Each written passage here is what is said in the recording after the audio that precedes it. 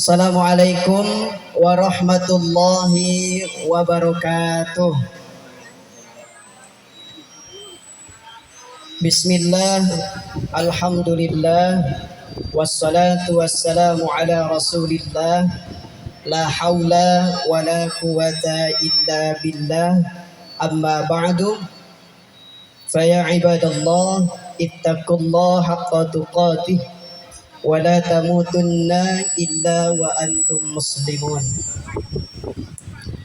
Wa qala Allah ta'ala fi kitabihil karim wa huwa asdaqul qailin. A'udzu billahi minasy syaithanir rajim. Bismillahirrahmanirrahim. Wa idzibtala Ibrahima rabbuhu bikalimatin fa'atammahunna. Bapak Ibu sekalian, wabil khusus keluarga Bapak Taufik yang dirahmati Allah Subhanahu wa taala beserta istri dan para putranya yang sama-sama kita hormati, para pejabat dari mulai kepala desa, Bapak RW, Bapak RT, pengurus musola atau masjid yang ada di sekitaran perumahan ini yang sama-sama dimuliakan Allah Subhanahu wa taala. Bapak Ibu sekalian, hadirin jamaah yang berkenan hadir pada kesempatan yang berbahagia ini di hari bahagianya dan tasyakur bin ni'mah dari keluarga Bapak Taufik dan istri. Alhamdulillah beliau sudah melaksanakan tugasnya dan kewajibannya, tadi sudah disampaikan, yaitu mengkhitan kedua putranya dan sekaligus mengakikahkan mereka sebagai tugas daripada orang tua. Ananda Haikal Fadlik Al-Gibran dan Mikael Faris Al-Gifran. Mudah-mudahan kedua putra yang telah dikhitan ini dijadikan Allah Subhanahu wa taala sebagai anak yang soleh. Amin ya rabbal alamin. Sambil menikmati hidangan yang sudah disediakan, insya Allah beberapa menit ke depan ini saya isi dengan tausiah. Mudah-mudahan bisa mengandung hikmah yang bisa diambil, faidah yang disampaikan nanti, sehingga datang ke acara undangan ini dapat ilmu. Selain daripada kewajiban kita menghadiri undangan sahibul hajat sebagai hak muslim terhadap hak muslim lainnya, ketika kita diundang maka kita wajib hadir. Walaupun dompetnya tipis, kita wajib hadir ketika saudara kita mengundang. Jangan jadi alasan ya, ketika ada undangan dari saudara kita nggak punya uang atau nggak bisa ngasih gede, datang karena itu adalah kewajiban. Yang diinginkan, diharapkan daripada sahibul hajat adalah doa kita semua untuk putranya yang dikhitan. Semoga jadi anak yang soleh. Dan anak-anak kita juga mudah-mudahan kita doakan menjadi anak yang soleh dan solehah. Amin ya rabbal alamin. Bapak Ibu sekalian, hadirin para tamu undangan yang dimuliakan Allah Subhanahu wa taala, karena acara kita khitan ya. Kalau orang Sunda sebutnya apa, Bu? Sunatan, ada orang Sunda. Saya kebetulan orang Sunda, orang Sukabumi di Parukuda. Sunatan. Kisah atau sejarah daripada khitan ini bermula pada zaman Nabi Ibrahim alaihi salam. Allah Subhanahu wa taala berfirman yang tadi saya bacakan di dalam surat Ibrahim. Wa idzibtala Ibrahima rabbuhu bikalimatin fa'atammahun.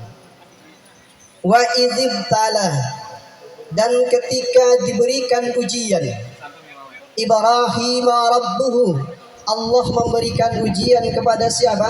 Nabi Ibrahim alaihissalam. Bikalimatin, dengan kalimat-kalimat fa'atammahunna, lalu kemudian Nabi Ibrahim melaksanakan perintah Allah Subhanahu wa taala dengan sebaik-baiknya. Para ulama tafsir menjelaskan tafsiran dari kalimat ini, kalimat-kalimat yang disampaikan dari firman Allah ini adalah berupa perintah-perintah dan larangan.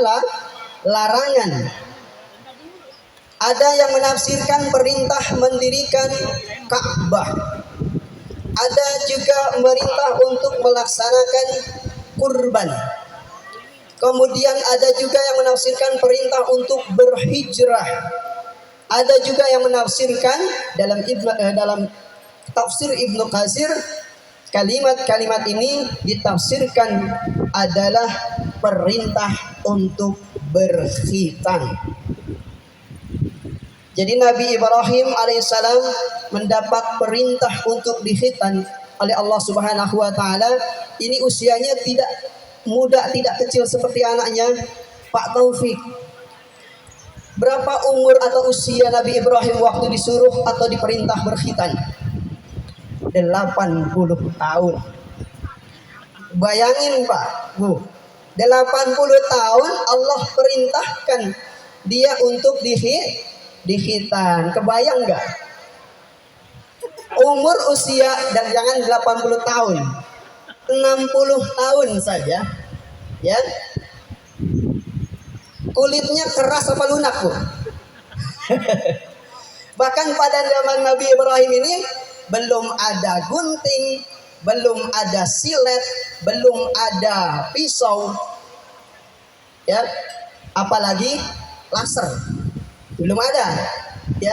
Pakai apa? Pakai golok. Jadi umur 80 tahun dikhitan, ya. Dikhitannya tidak seperti dikhitan anak kita sekarang, pakai laser nggak kerasa, ya.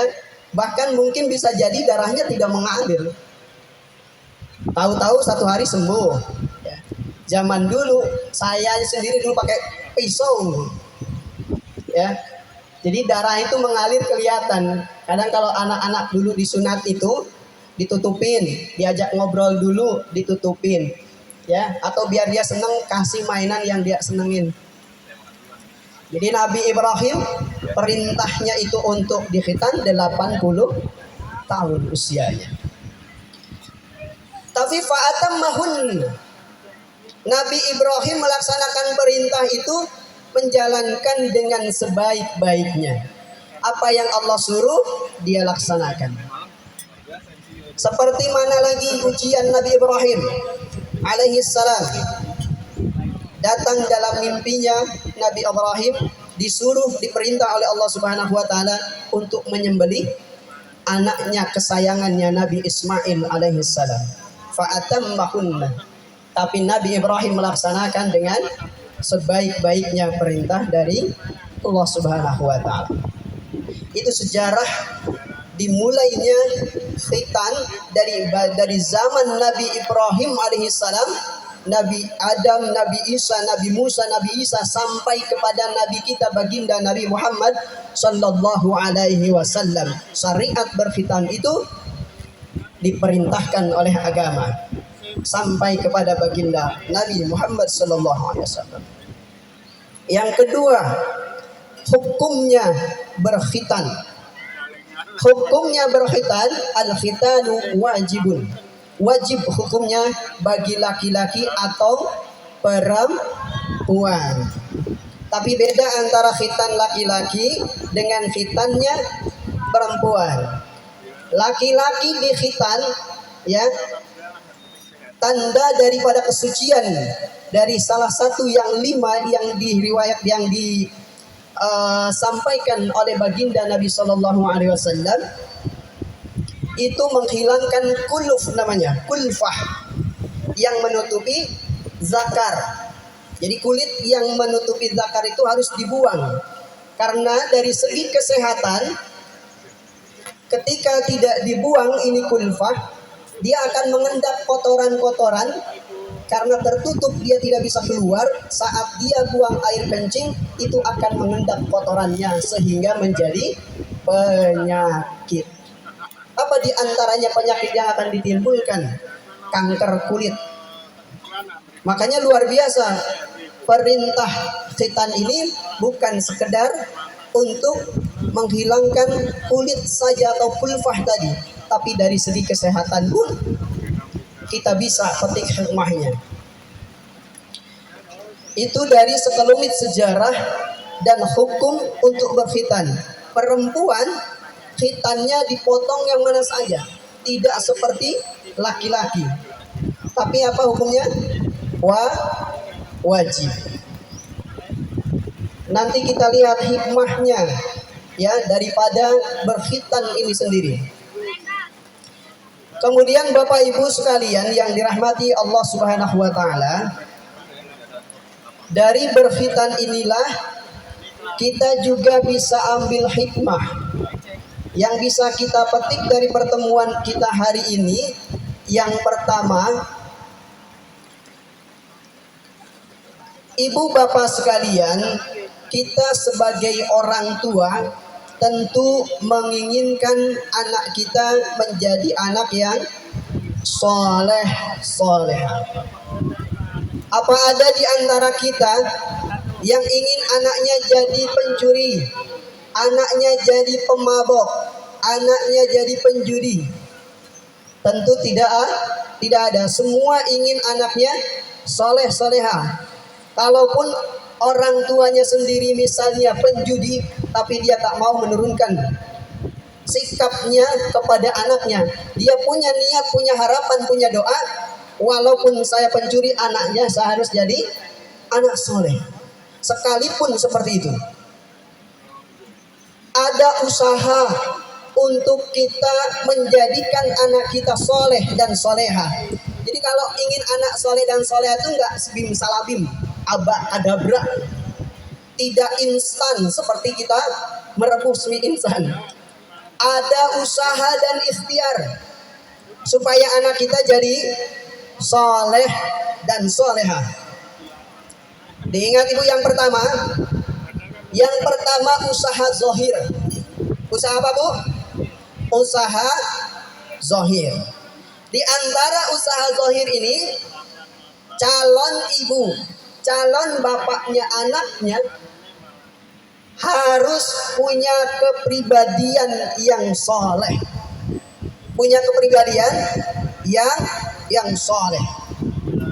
Baik cara berpakaiannya, tutur katanya, tingkah lakunya.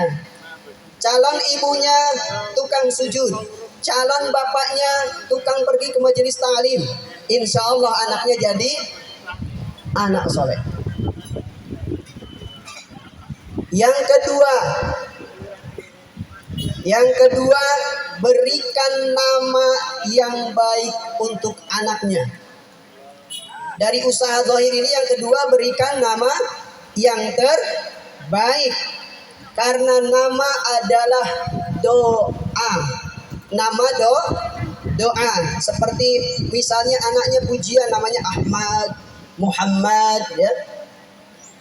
Kemudian pengartikan penghambaan, Abdur Rauf, Abdur Rahman, Abdul Latif, dan lain sebagainya.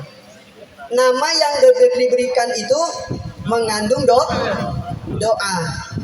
Jadi ketika kita manggil anak kita, kalau anaknya kita doakan supaya pintar misalnya, kasih nama Zaki, panggilan Zaki.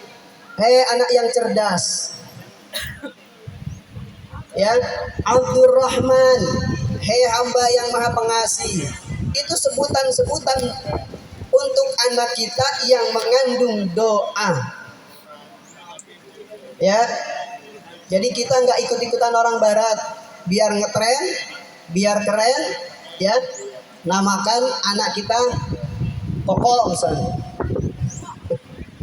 Ya, apalagi nama yang dianjurkan oleh Rasulullah SAW agar anak kita dipanggil duluan oleh Rasul, maka namanya diawali dengan nama Rasulullah Sallallahu Alaihi Wasallam.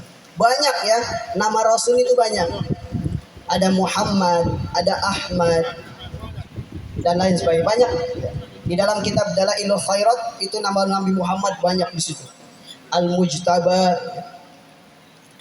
atau nama yang bisa kita ambil dari sifat Allah Subhanahu wa taala di dalam Asmaul Husna, Al-Malik, ya, Al-Quddus, As-Salam, Al-Mu'min, Al-Muhaimin, dan lain sebagainya. Ada 99 nama Allah di dalam Asmaul Husna yang bisa kita gunakan sebagai nama anak, dan itu ketika kita manggil kita mendoakan anak kita.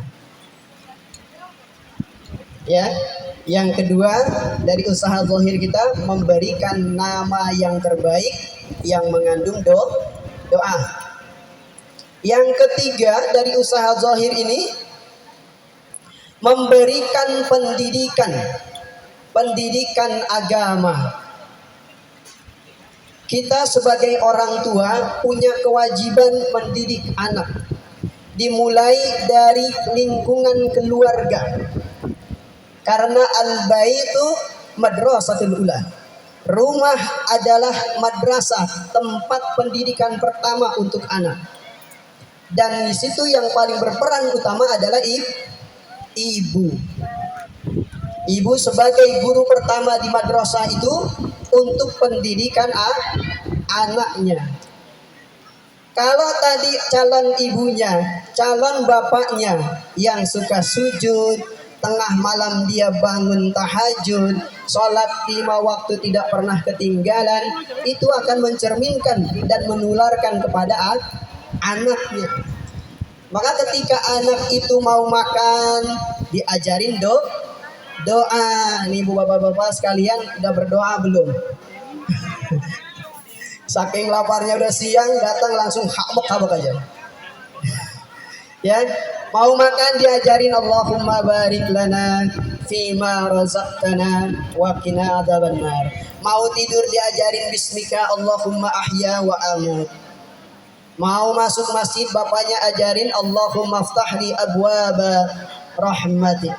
Mau naik motor, naik mobil diajarkan subhanalladzi sakhkhara lana hadza wa ma kunna lahu muqrinin wa inna ila rabbina lamunqalibun.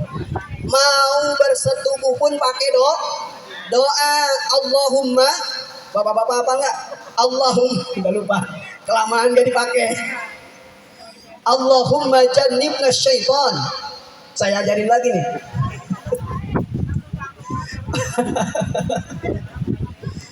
Ya. Nah ini bahayanya. Kenapa di Islam itu setiap yang kita lakukan harus ada doa? Ya, karena doa itu sebagai racunnya iblis. Kisahnya di dalam kitab Ihya Ulumuddin, ada iblis itu yang tugasnya menggoda orang kafir. Ada iblis itu yang tugasnya menggoda orang muslim. Iblis yang menggoda orang kafir itu gemuk-gemuk badannya. Tapi iblis yang menggoda orang Islam kurus-kurus. Kenapa bisa terjadi seperti itu? Yang iblis penggoda kafir nanya sama iblis penggoda orang muslim, kamu kenapa kurus, gak seperti saya gemuk, kata iblis. Ya bagaimana saya bisa gemuk, katanya. Orang pas kita mau godain itu orang muslim mau makan baca doa. Nah itu doa racun buat saya, gak jadi saya ikut makan. Mau ke kamar mandi baca doa, gak bisa saya ikut. Mau tidur saya mau ikut juga dia baca doa, gak bisa saya ikut tidur bareng. Mau bersetubuh pun bulan madu pengantin baru dia baca doa, iblis gak ikutan, gak berani ikut.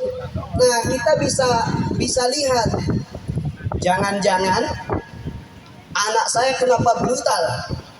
Dulu waktu kerja malam gak baca no.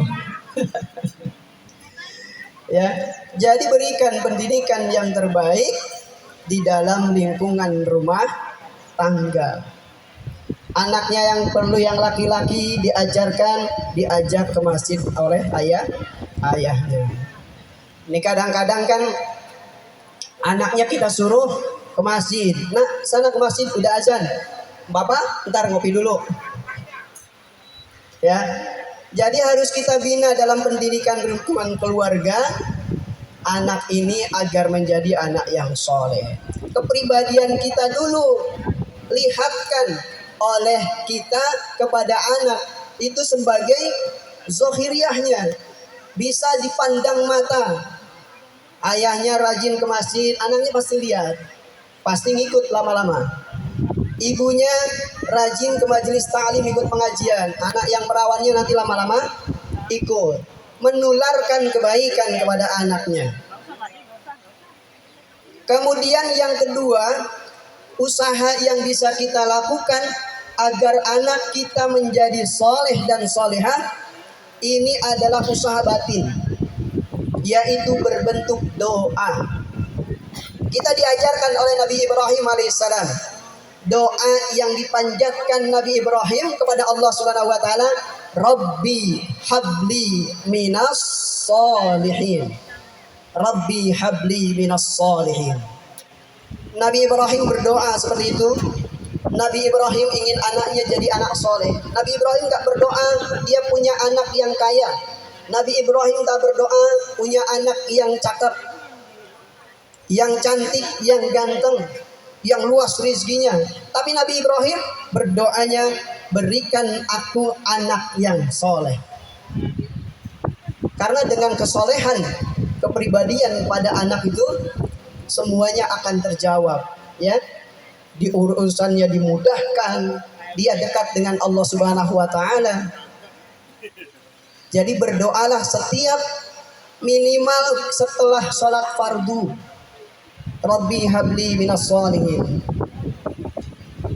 Apalagi kita berdoa di sepertiga malam, sholat tahajud, ya Allah berikan aku anak yang soleh dan soleha. Jadikan aku sebagai orang tua yang soleh, yang bisa menularkan kebaikan untuk anak-anakku. Solehkan suamiku, solehkan istriku, solehkan anak-anakku. Berdoalah kepada Allah Subhanahu wa taala, ud'uni astajib lakum, maka Allah akan kabulkan. Selain doa daripada kita sebagai orang tua, mintalah doa kepada orang lain yang kita tahu kesolehannya. Datangin Ustadz Kiai Ajengan, minta doa agar anak kita didoain jadi anak yang soleh. Aksiru minan nasi bidu'ail khair. Mintalah, perbanyaklah minta doa kepada orang lain, bidu'ail khair, dengan doa-doa kebaikan. Bidu'ail khair fa innaka la tadri min ayyi fahin yukbal. Karena kita tidak pernah tahu dari mana, dari lisan siapa doa itu akan dikabulkan. Datangin para kiai, datangin para ajengan, ketika anak kita lahir doain, ya. Dari masa kehamilan 40 tahun pertama, 40 tahun hari pertama, 40 hari kedua, ketiga, sampai keempat ditiupkan apa? Ruh. Makanya ada tradisi menuju bulan, 7 bulanan. Ini tradisi, nggak ada perintah, nggak ada larangan, tradisi. Isinya apa? Ngaji. Isinya ngaji, isinya berdoa kepada Allah. Ada yang 7 bulanan tuh baca surat Yusuf karena pengen punya anak yang ganteng. Ada yang baca surat Maryam karena udah di USG, anaknya perempuan biar cantik, dan lain sebagainya. Ya, itu usaha batin yang bisa kita lakukan agar anak kita menjadi soleh dan solehah. Kemudian setelah 8 bulan, 8 bulan itu sudah mulai bergerak, sudah ditiupkan roh itu, anak dalam kandungan dalam perut ibunya sudah mulai bisa bergerak-gerak, ya, diusapin sama ayahnya. Diusap-usapnya bukan usap-usap karena karena mendoakan, bacakan surat Al-Insyirah, Alam nashrah laka sadrak wa wada'na anka wizrak alladhi anqadha zahrak wa rafa'na laka dhikrak fa inna ma'al usri yusra inna ma'al usri yusra fa idza faragta fansab wa ila rabbika farghab. Supaya apa? Supaya mudah dilahirkannya. Karena anak yang di dalam kandungan yang sudah ada roh, dia sudah bisa kita ajak ngobrol. Dengarkan suara-suara ayat suci lantunan saya suci Al-Quran. Ya. Setelah 8 bulan, 9 bulan, sempurna lahir. Borojol, ya. Dijegal oleh azan dan iqomah. Ya, singkirkan dulu alamat palsu. Dijegal dengan azan. Ya, rekaman yang pertama yang dimasukkan ke telinga anak ketika dia lahir adalah suara azan. Allahu Akbar, Allahu Akbar. Suara azan. Jadi anak yang lahir ini kayak kaset kosong, Pak. Kalau kita masukin rekaman pertama itu akan kuat. Ya, maka ketika anak kita lahir, azanin sebelah kanan, ikomatkan sebelah kiri. Tapi azannya jangan kenceng-kenceng. Ya, ini anak yang baru lahir azannya teriak kayak suara azan di masjid. Ya. Nah, jadi itu usaha yang bisa kita lakukan. Bagaimana kita ingin anak kita menjadi anak yang soleh dan solehah. Kemudian hikmahnya daripada berkhitan adalah pembentukan karakter muslim soleh. Yang kedua, saya percepat, yang kedua, menanamkan sifat keberanian pada anak dalam menjalani kehidupan. Bagaimana tidak? Ya, dari usia kecil ini ia sudah dilihatkan bagaimana darah itu mengalir. Kita sampaikan sama anak kita, nah, hidup ini penuh perjuangan. Kita harus keluarkan keringat setiap hari. Siang menjadi malam, malam menjadi siang. Kaki menjadi kepala, kepala menjadi kaki. Tanamkan sifat berani kepada anak. Ya. Kemudian hikmah yang selanjutnya, menempatkan perintah Allah Subhanahu wa taala di atas perasaan dan kepentingan pribadi. Menempatkan perintah Allah di atas perasaan dan kepentingan pribadi. Saya tanya sama ibu-ibu, sayang nggak sama anak? Sayang. Tapi kalau disunat kasihan nggak? Kasihan. Tetapi itu dia tadi, menempatkan perintah Allah di atas perasaan kita. Ya. Bapak Ibu, bila saya jujur, umur usia anak saya pertama, saya khitan umurnya 1,5 tahun. 1,5 tahun saya sudah khitan. Anak yang pertama. Kalau dulu saya usia 4-5 tahunan. Karena ada tradisi, ya, ada tradisi juga kita sebagai orang tua menempatkan perintah Allah ini harus paling atas daripada perasaan. Kalau kita ngomongin perasaan anak, ketika di khitan, kulitnya dipotong, alir darahnya, kita kasihan, pasti nangis kita juga. Tetapi kalau kita sudah bisa menempatkan perintah Allah ini lebih atas, kita niatkan kita mengislamkan anak, ya, supaya anak ini lebih soleh. Jadi hikmah itu bisa kita petik, ya, menempatkan perintah Allah itu lebih paling atas dibandingkan dengan kepentingan yang lain, bahkan kepentingan pribadi. Anak jatuh aja kan kita tanya, kenapa nak, kenapa sayang, kenapa raja, sangat disayang-sayangkan. Tapi ketika perintah Allah datang, itu harus dilaksanakan. Nabi Ibrahim, lama dia gak punya anak, begitu dikasih anak, asuh dari bayi sampai anak-anak sampai dewasa. Setelah dewasa Allah perintahkan untuk disembelih. Coba Bapak Ibu sekalian, kalau ada perintah itu kepada kita, malamnya kita mimpi harus nyembelih anak besok. Kira-kira kalau anaknya soleh kayak Nabi Ismail, jawabannya apa?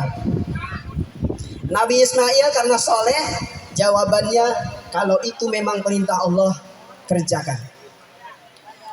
Nah kalau anaknya tidak sekedar soleh, ya pinter, beda anak pinter sama anak soleh. Anaknya pinter, begitu bapaknya menyampaikan itu, nah tadi malam ayah mimpi, datang perintah Allah untuk menyembelih kamu. Gimana jawaban anak pinter? Kata anaknya nih yang pinter, jawabannya, kenapa harus saya? Bapak aja udah tua. Jadi anak soleh pasti mengerjakan perintah Allah dengan baik, seperti bagaimana Allah memerintahkan kepada Nabi Ibrahim dan beliau melaksanakannya dengan baik. Ya, jadi mudah-mudahan kedua putra Pak Taufik ini beserta Ibu Ais, mudah-mudahan kita doakan jadi anak yang soleh. Ya, belum ada yang solehan nih Pak. Anak-anak kita yang saat ini sedang belajar menuntut ilmu, baik itu di sekolah ataupun di pesantren, mudah-mudahan dapat ilmu yang manfaat, berkah, ya. Hidupnya penuh dengan keberkahan dari Allah, diluaskan rezekinya jadi anak yang soleh dan soleh. Kemudian yang terakhir, dari segi kesehatan, ya sudah disinggung tadi bahwa berkhitan ini selain daripada hikmah yang sudah disampaikan, dari segi kesehatan pun ada. Ketika anak kita buang air kecil, pipis, ya, belum dikhitan, ketika air kencing itu keluar, itu sedikit demi sedikit itu akan numpuk kotoran. Ya, makanya kalau kita punya anak kecil yang belum dikhitan, ketika dia pipis, setelah pipis itu kita bukain tuh helmnya, kemudian kita cuci, dibersihkan supaya tidak terjadi adanya penyakit, terutama kanker kulit. Ya, tapi kalau sudah dikhitan, insya Allah bersih. Karena kewajiban khitan ini juga menjadi penunjang ibadah. Ibadah kita harus suci. Ya, kalau kita tidak dikhitan, numpuk kotoran itu najis. Nah, najis. Kita wudhu, kita salat tidak sah karena kita salat bawa najis.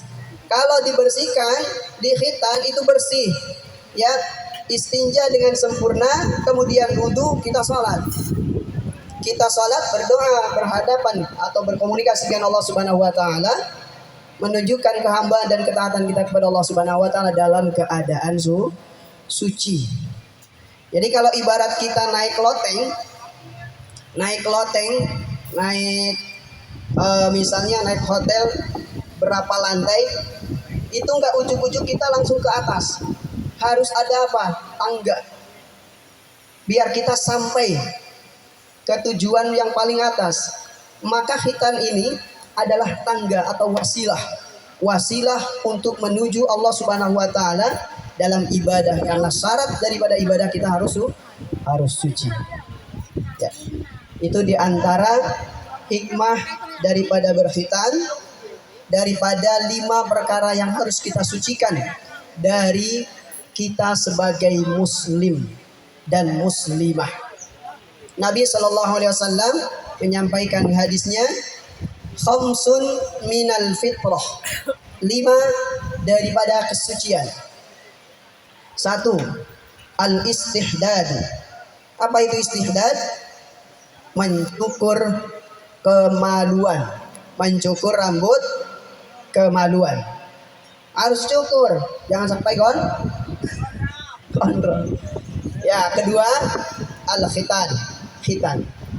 Ketiga, mencabut bulu ketek. Ini bulu ketek juga harus dicabutin, Bu. Apalagi kalau hari Jumat. Ya, ibu pahalanya besar kalau nyabutin ketek bapaknya. Ya, kemudian waqasus syari, mencukur kumis. Ya, kumis dicukur untuk disucikan. Ya, kemudian yang kelima adalah tadi apa satu? Satu apa, Bu? Mencukur bulu kemaluan, berkhitan, mencabut bulu ketek. Yang kelima taklimul azfar, memotong kuku. Ya, itu daripada kesucian yang harus kita sucikan, kita bersihkan dalam tubuh kita.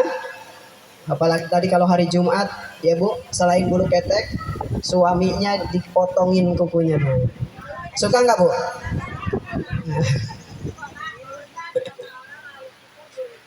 Apanya? Kukunya dikumpulin Bu, dijual. Ya, ya. Tapi kalau dalam ilmu fikih juga diajarkan oleh ulama memotong kuku tidak sembarang memotong. Ada hari-hari yang disunnahkan, Kamis sore atau Jumat pagi. Motongnya dari mana? Dari kanan, ini dari telunjuk, kemudian ke sini, kemudian ke sini, kemudian sini majunya, kemudian ke sini nih, ke kiri ya. Ke kiri, habis itu baru tangan jempol kanan, jempol diajarkan semuanya ya.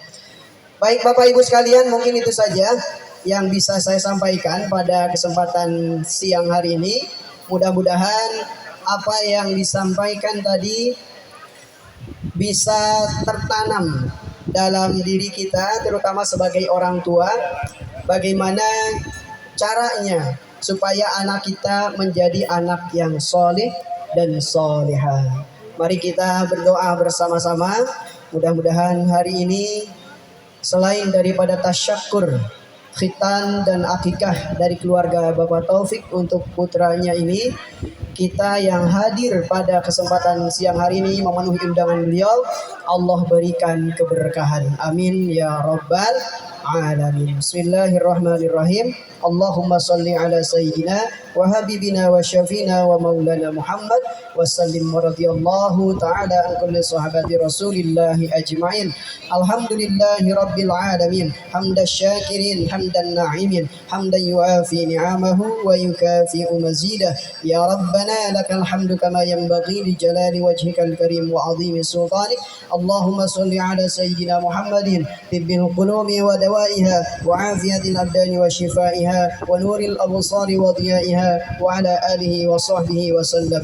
Allahumma ighfir lana dhunubana wa liwalidayna warhamhum kama rabbawna sighara wa li jami'il muslimin wal muslimat wal mu'minina wal mu'minat al ahya'i minhum wal amwat wattabi' bainana wa bainahum bil khairat. Rabbi ighfir warham wa anta khairur rahimin wa la hawla wa la quwwata illa billahil aliyyil azim. Allahumma iftah lana abwabal khair wa abwabal barakah wa abwabal ni'mah wa abwabal rizqi wa abwabal quwwati wa abwabal sihhati wa abwabal salamati wa abwabal jannah. Allahumma afina min kulli bala'i dunya wa adzabil akhirah washrif anna bihaqqil qur'anil azim wa nabiyyikal karim syarrad dunya wa syarral akhirah.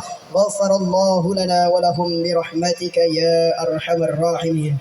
Rabbi habli minas salihin, Rabbi habli minas salihin, Rabbi habli minas salihin. Rabbana hab lana min azwajina wa dhurriyyatina qurrata a'yun waj'alna lil muttaqina imama. Rabbana arinal haqqa haqqan warzuqna ittiba'ah wa arinal batila batilan warzuqna ijtinabah. Rabbana atina fid dunya hasanah wa fil akhirati hasanah wa qina adzaban nar. Wa sallallahu ala sayyidina Muhammadin wa ala alihi wa ashabihi ajma'in. Subhana rabbika rabbil izzati amma yasifun wa salamun alal mursalin walhamdulillahi rabbil alamin.